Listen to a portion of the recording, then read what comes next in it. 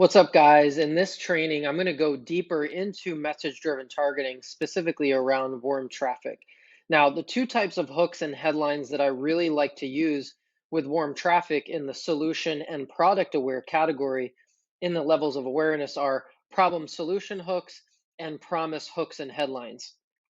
So, if you remember from our last training in top of funnel cold traffic, we talked about matching the appropriate level of awareness with ad copy to the level of awareness where that person is at in their life cycle stage.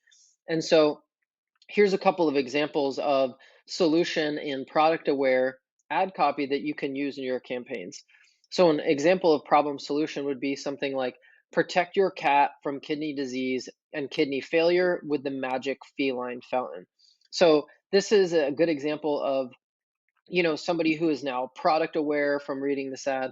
They're maybe now solution aware that this product can provide these benefits of protecting your cat from kidney disease and kidney failure. And if they've already seen our cold traffic ad, understanding that the problem is 1 in 3 cats suffer from kidney failure, they now understand the benefit behind the solution that the magic feline fountain provides. And it's a very simple concept that so many media buyers and advertisers and brands and all the things get so wrong with matching the appropriate messaging to the level of awareness that the prospect is in. And we just arbitrarily create a bunch of messaging and a bunch of ad copy. We arbitrarily develop a bunch of creative that just doesn't work, right?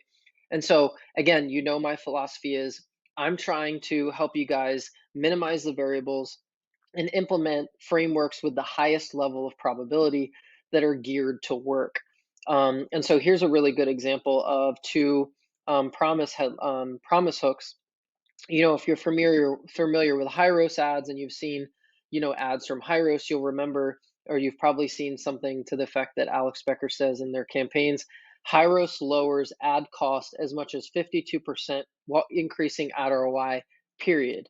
So a very bold claim, a very bold statement. He's promising that his solution is going to solve this one specific thing, and it stands out, right? Like it's a very sort of powerful guarantee that Hyros will do this one specific type of thing for me.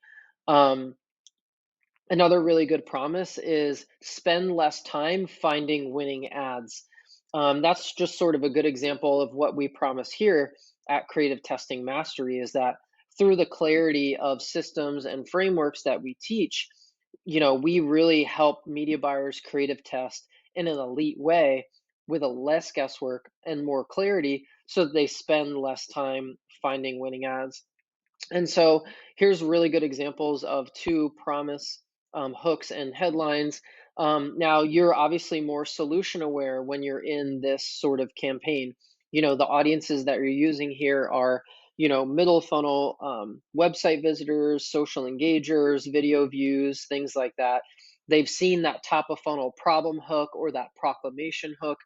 And now we're promising them what our solution will do for them. They're now solution aware because they've been to the website, they've seen the product, they've seen some of your content, and they're much more likely to buy at this stage.